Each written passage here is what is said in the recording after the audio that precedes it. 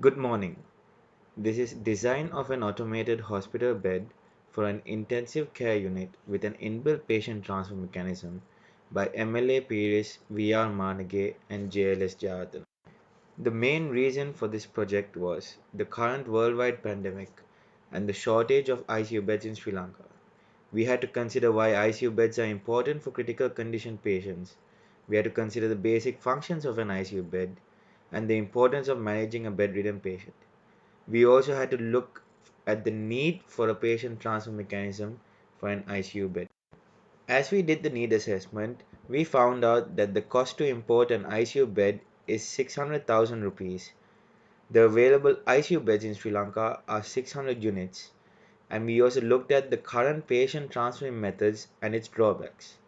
And we also looked at how an inbuilt patient transfer method helps.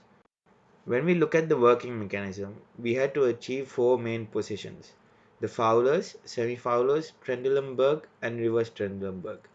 These movements were achieved by four linear actuators. When moving to patient transfer, this movement was solely added for the purpose of comfortable patient transfer, and the movement is achieved through a DC motor driving a screw shaft, and the structure moves using the help of linear bearings. Material selection. The selection criteria were based on mechanical properties, fluid resistance, corrosion resistance, sliding parts having low coefficient of frictions as lubricants cannot be used, ease of fabrication, environmental impact, cost, and availability. Initially, we were able to observe a fully automated ICU bed as well as a manual ward bed. Using those observations, we came up with our very own conceptual design. The result of all of this was the MedBed version 1.0. MedBed version 1.0 has many functions. The first being the height adjustment, which makes it comfortable for a nurse or a doctor to attend the patient. Then we have the Fowler's position, where the headrest can be adjusted from 0 degrees to 70 degrees.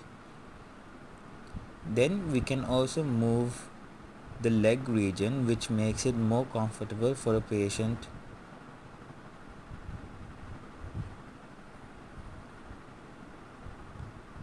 Next, we can achieve the reverse Trendelenburg position with the legs down tilted downwards and the head upwards.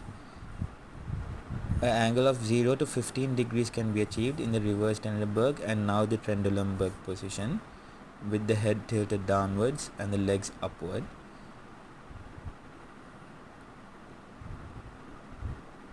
This reverse Trendelenburg position and Trendelenburg position are used for special procedures done by surgeons or the consultants. Next, we have an inbuilt patient transfer mechanism, which is a new function to an ICU bed. It is still in the first stage, where we have achieved the movement of the bed outwards, a lateral movement using linear bearings which are powered by a power screw shaft, which is powered by a motor coupled by a bevel gearing.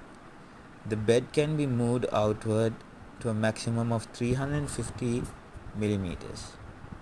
This is the first stage of the patient transfer mechanism, and we have further improvements to move the patient completely to a gurney or an operation theater table without any invasive movements which are uncomfortable to the patient.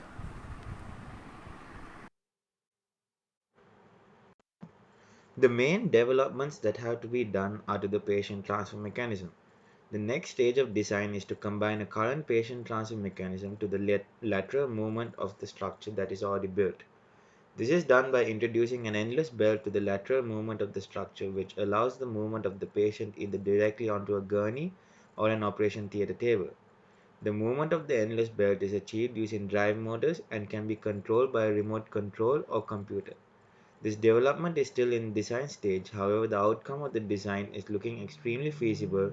Although it is a complex design, we believe this is the future for ICU beds. The figure represents the careful patient mover. We would like to thank Captain Dissanayake and Captain Atakola for all the support that we have received. Thank you very much.